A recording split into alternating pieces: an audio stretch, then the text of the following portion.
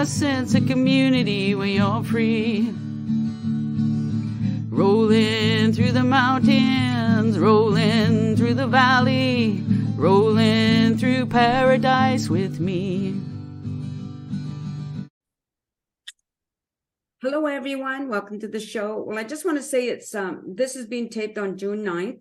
And, you know, breathing is really bad because of the forest fires, and not too many of us are sitting on our derrieres. Anyway, enough of that. My guest today has a very important message to share with many of you. So time to meet her. Ladies and gentlemen, I would like to welcome to the show, Jess Peters. Welcome, Jess.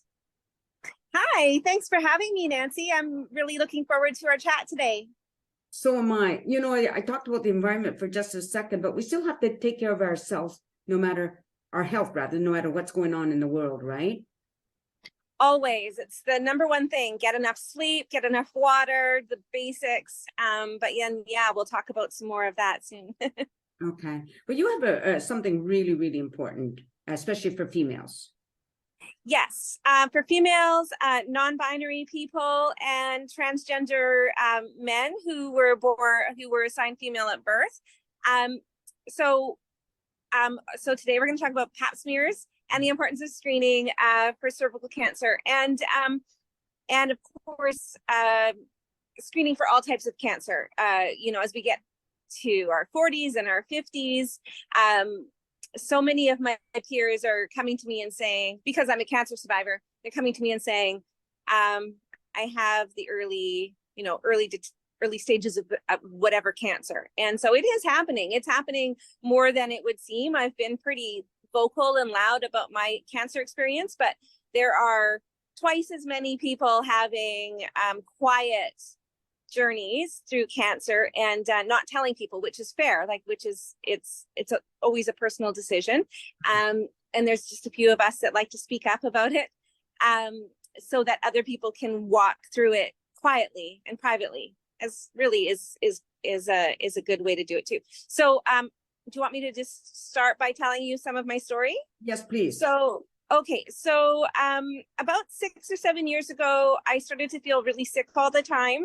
I was catching every cold. I was always feeling like I was kind of behind the ball health-wise, and lots of stomach issues, lots of stomach upset, really heavy periods, just really struggling through life.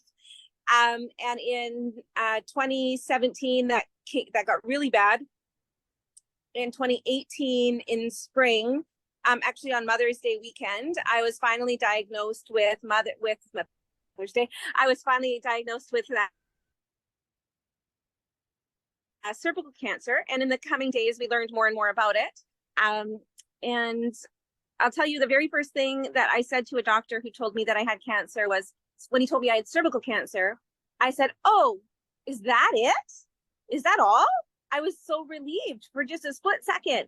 Right. And he said, "No, Jessica, this is really bad. This is not good at all." And that's the reason that I speak about it, because I'm an educated person. I know a lot about health. I know a lot about women's health.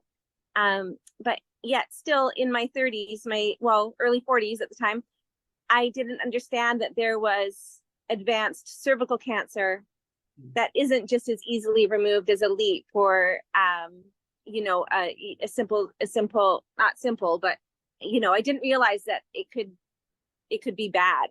So the next couple of months I went through the next 6 weeks I went through all of the testing and the staging and preparing for treatment. And so I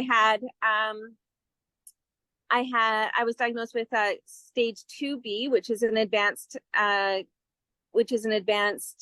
stage of cervical cancer, and it meant that my tumor was at least 5 centimeters, and it was just 5 centimeters, and then I had a second tumor starting to grow, and that was just 11 millimeters, so really, really, really small, and it was invading my perimetrial wall, so it was starting to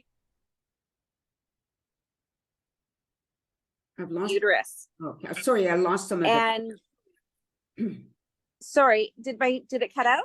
A little bit, yes. So it was yeah, okay. So stage 2B just means it's starting to invade other parts of the system. So mine was invading the uterine wall. So and also my lymph nodes were starting to light up. So it was starting to go into my lymph nodes. So maybe another couple of months and I would have had stage 3.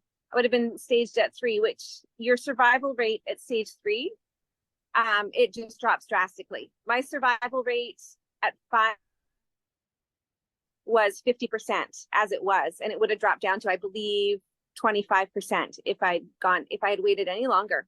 So it really is the utmost urgency when you start having period symptoms that are unusual. Don't settle for what your family doctor says. It's not necessarily a hormone change. We are in the age range, in our 40s and 50s and 60s, we're in the age range where we didn't get immunized against HPV, which is where most cervical cancer comes from. The girls today, most of them are immunized in Canada, but there is a window of women who never did get immunized, and now we're also getting older, and so our bodies are having times when our immune system is down. Say you get the flu or COVID or any time that HPV, just like anything that sits latent in your body, can come up and start to create cells. So just like with any cancer, the cell growth just hyperpopulates your body. So it just grows this super, super fast. So yeah, so it's really, really important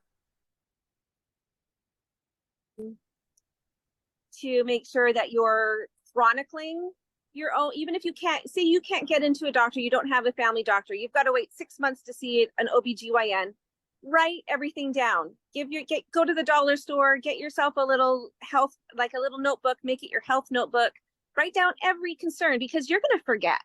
We're women, we move on, we take care of the next biggest need, we take care of, our parents or our children or our bosses, what they want, and the car. And today I've got my car in the shop, and so I'm not really thinking about myself, I'm thinking about my car. So this is what we do. And so I decided right away that I would start talking about my experiences, because as a journalist, as some of your viewers will know, I'm also a reporter with Black Press, and at the time I was working at the Chilliwack Progress, and now I'm at the Abbotsford News. I thought, well, for 20 something years, I have been asking people to tell me their deepest and darkest secrets so that I can go and tell the community. So this is kind of a deep, dark part of me, and I'm just going to do it. I'm just going to tell my story. So that caught the attention of not just other media, because I was telling my story through the Progress, but also through I'm going to forget the name of, but the acronym is UICC. And they connected with me, and BC Women's connected with me, and the BC Cancers connected with me. And so I became kind of a patient advocate, somebody who could go on the news and talk about, it's cervical cancer month, so let's go interview Jessica. And it also gave me the chance to sit on a stage with Princess Diana Mirid from, I can't, she's I'm so sorry.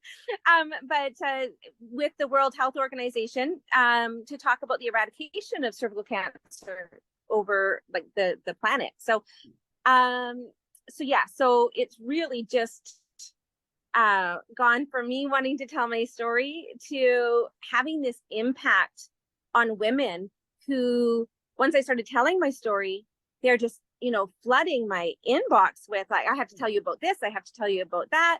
I've gone alongside a couple of local women's journeys who have come to me right away and said, hey, this is going on with my period, or this is happening in my body. What do you think I should do? Who do I talk to next?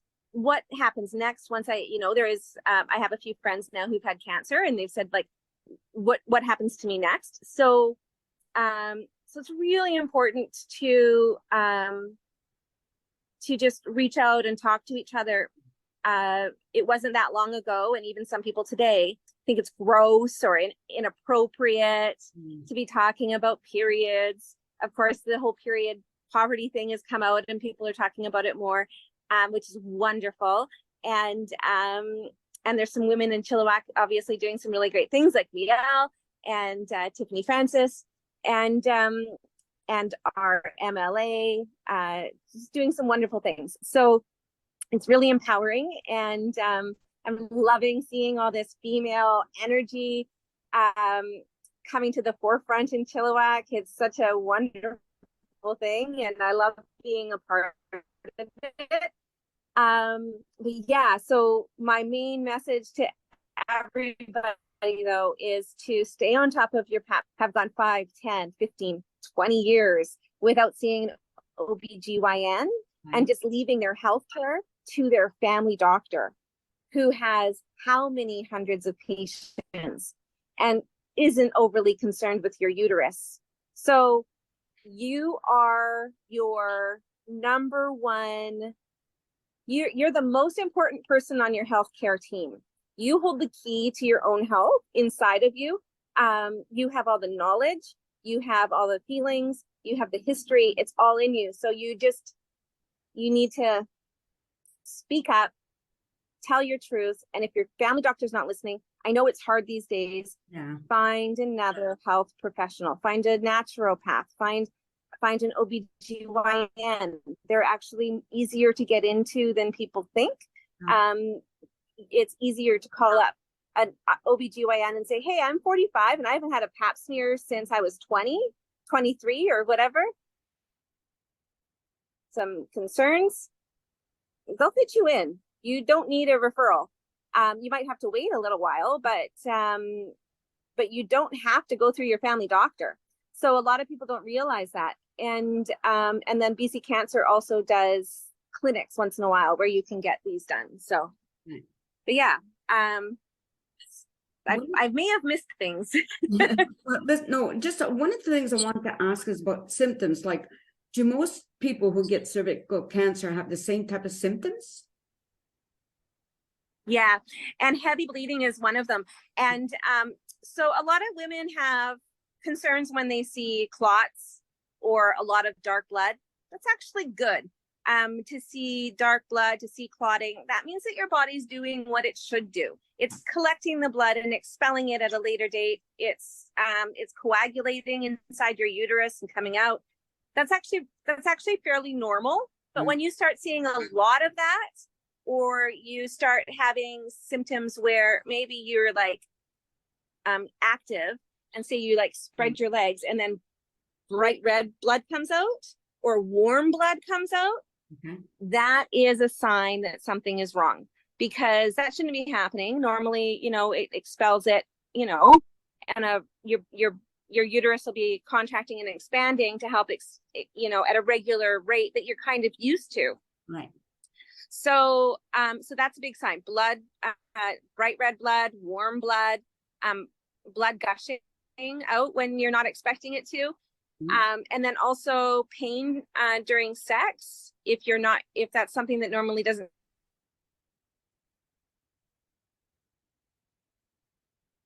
You froze. I lost you again there for a minute.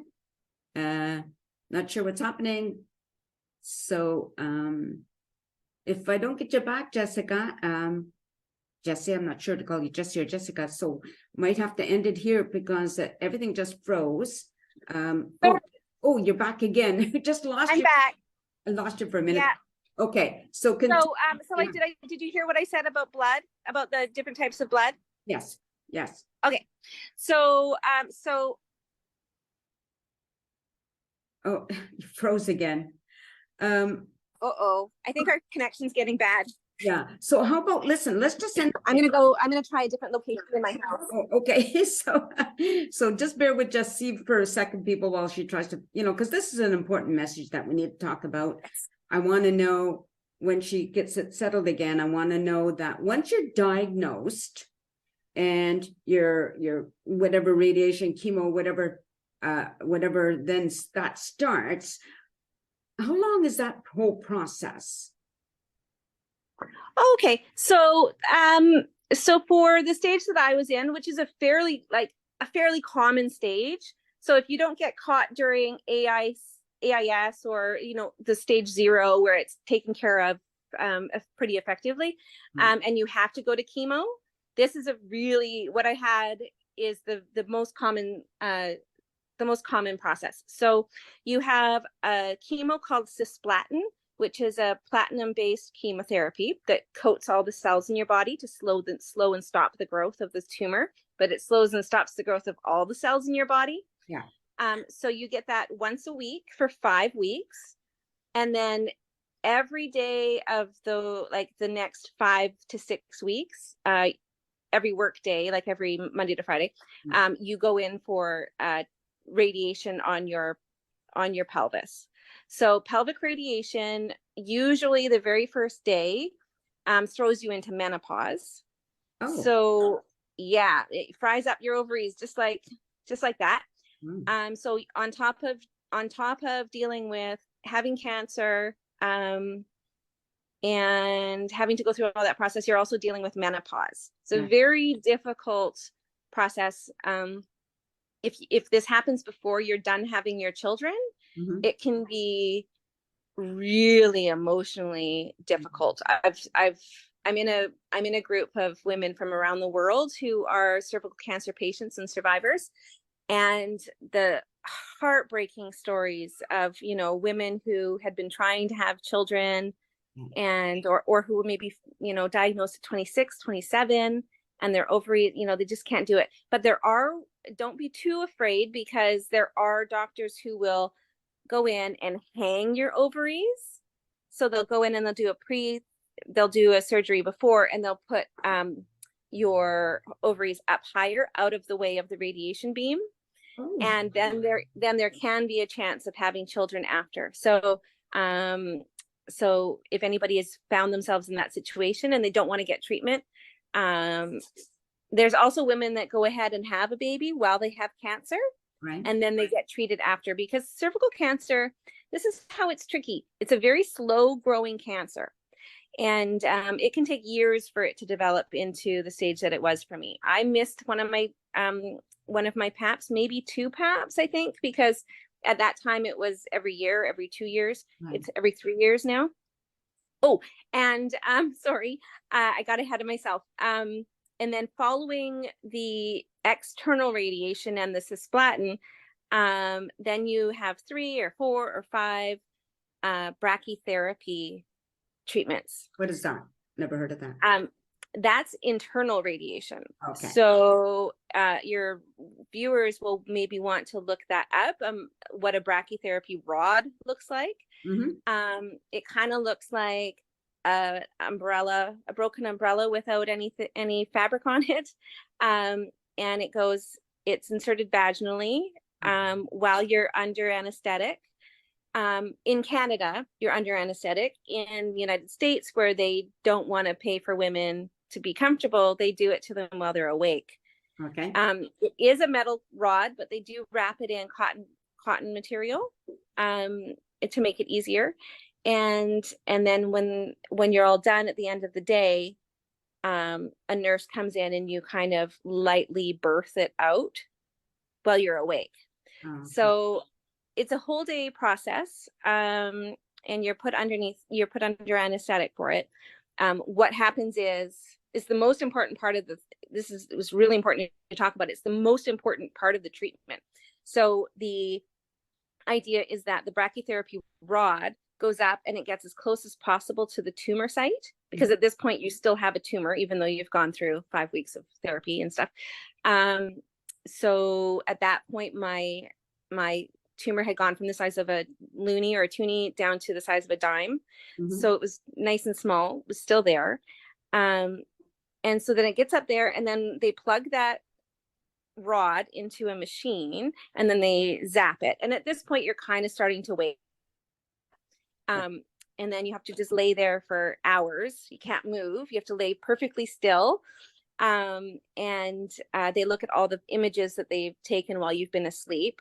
And then they zap you. And then, yeah, it's quite a process. I was terrified of it. The whole few months of leading up to it, it was just like, I would cry. I would think, oh my God, it was so terrible. And honestly, it is very similar to feeling like you've been sexually assaulted. It's very invasive, Yes. and it causes something called vaginal stenosis, where stenosis means shrinking. So what happens is your vaginal walls can shrink and lose its elasticity over time, very quickly. So you have to the best treatment is to have sex every other day. But that's not possible for everybody. So they arm you with something to help with that. And so you have to really be careful for the next couple of years so that the vaginal walls don't close up, because not only is that extremely uncomfortable, but also it makes it really hard for them to continue to examine you. So when I was done treatment, I had to go for exams for 2 years, every 3 months, and full exam, vaginal and rectal, and the vaginal and rectal exam are at the same time, so that they can froze. squeeze. So one of my sayings is, if you don't like pap smears, you're really not going to like cervical cancer. Yeah. Because it's just nonstop action below the waist. I've had dozens of people examining me now, because you have to go for this test and that test and this test and that test, and and then you'll have to go see a specialist, or maybe a specialist has 2 or 3 students with them, and like it's nonstop. It's nonstop, and I lost count after, I think, about 2 years of follow-ups. I lost count of how many people have had to go under the hood, so to speak. So one of the reasons. Sorry, go ahead. So one of the reasons that I had been not great, well, there was a couple of reasons I'd been not great at going for my pap smears. So, and two of them I'll talk about 2 of them. The first one is that I was complacent. So when we were growing up, and even still today, some people believe that cervical cancer is something that women who are, quote unquote, loose or promiscuous will get, right? That's what we were told in high school. Yeah.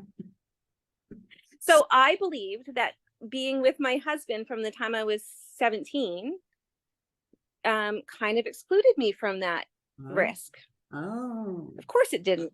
Yeah, it didn't at all. And I can count my partners on my one hand. So I just thought, like, that's not something I have to worry about. So complacency is why women our age just think that nothing can happen. You only need to contract it once for it to sit in your body for 20 years. Wow. So it can sit for a long time. And then the other reason is unfortunate and something that's very common. And I had a doctor when I was in my early 20s examine me, and I was pregnant with my middle son, and my toes curled, which is a very natural reaction, or even a way of bracing yourself against what's coming. And he had the audacity to say to me, I have that effect on all the girls. Oh, gosh.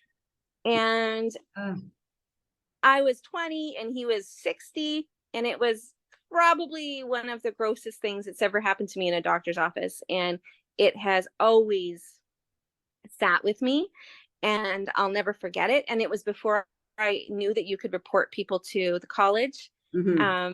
I was just a very young journalist, and I didn't really know that wasn't a normal thing for doctors to say. And there was no Facebook to, kvetch about it and get advice from other women. So I just kind of let it go, but I didn't let it go. And I would think about that every time I would go for an exam, and I would think, what gross thing is going to happen to me this time? Yeah. So I just never really wanted to see an OBGYN. I never wanted to dive into that sort of like sexual health. And I had a healthy sex life, and I had 3 healthy children, and I had 3 great pregnancies. So I just figured, well, everything's okay. I've closed up shop. I've had my tubes tied. What more do I need to worry about? And so those are the 2 things. So the one was the hesitancy because of a bad experience, and the other was complacency. So in our discussions online in my support group, we talk about both those things, and those are the number one things. For Canadian women, for American women, it's the cost of healthcare. Right. And a lot more American women die from cervical cancer because they can't afford the staging PET scan that happens. It's like $7,000 or $17,000 or something like that. Yeah. And the other thing that happens with cervical cancer is that it affects your sex life to the point that it really can impact your marriage. And for me, that's what happened. And a lot of women with cervical cancer end up divorced because for various interrelationship reasons. So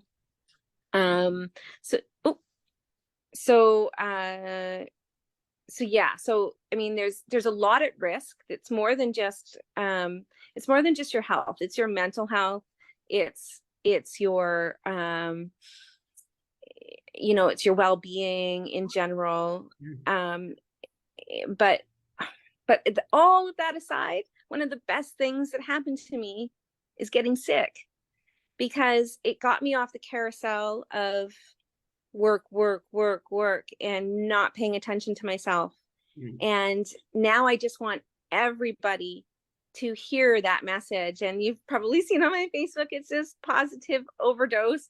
And I just want everybody to realize that life is too short, and to take care of yourself first. Put on that face mask, that oxygen mask, right? And feed yourself, and find your happiness, and take care of yourself, and listen to your body, and tell your doctors what your body's saying, because if you don't tell them, they're not going to know. Yeah. So even if it means just having a phone call appointment to say, hey, something's not right. Can you check this? Can you check that? Yeah. So yeah. And then also, you can't really avoid HPV. I think 80%, I think the numbers vary from 80 to 90% of adults who've had sex also have contracted HPV. Normally your body can shed it off, but I have an autoimmune style body, and so I have celiac disease and then liver disease, and so my body is prone to issues with my immune system. My defense comes down a lot, goes up, and so likely it was during one of those celiac attacks or something that where the HP was like, oh, it's time to come out and shine. So or it could have been the car accident. I had a car accident in 2015. Could have been the precipice of it. Right. So you just don't know. And so yeah, it's so important to track these things. Years ago, my mom gave me this little diary, and it's called A Women's Guide to Health, and it's just a diary to put everything in that's happening to you. And that's when I started to realize, well, wait a second, there's some patterns here. So be your own detective. Yep. And don't be afraid to Google things and ask questions. Don't try to diagnose yourself, but just be aware. And when you see those patterns, emerge, that's when you have to speak up and say, hey, help me. Okay, so, we're going to have to end it there. I just got the 10-minute warning, like we're running out of time. I don't want Zoom to, just cut us off completely. But I just want people to, I hope. You want to ask me? I just want to say, if anybody needs to get a hold of you, if they want to talk to you, what's the best way they can do that? I check my other messages all the time on Facebook. If you're on Facebook, you can get a hold of me there, Jess Peters, or you can get a hold of me on Twitter. That's always a good way to do it. My Twitter handle is at CHWK Community, or just as Jessica Peters.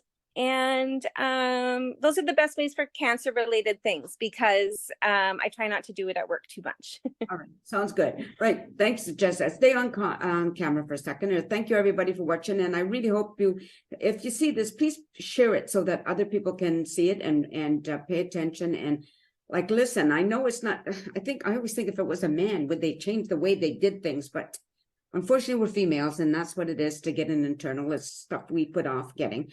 But it's worth it in the long run. So take care of yourselves. It's important. Take care, everybody. And thanks for watching the show, and peace out. A sense of community, Chilliwack's a place to be. A sense of community where you're free. Rolling through the mountains, rolling through the valley, rolling through paradise with me. It's multicultural, you're sure to see it all. Chilliwack's the place to be, you'll see. Come party in the park, go dancing after dark. Chilliwack's the place to be, you'll see.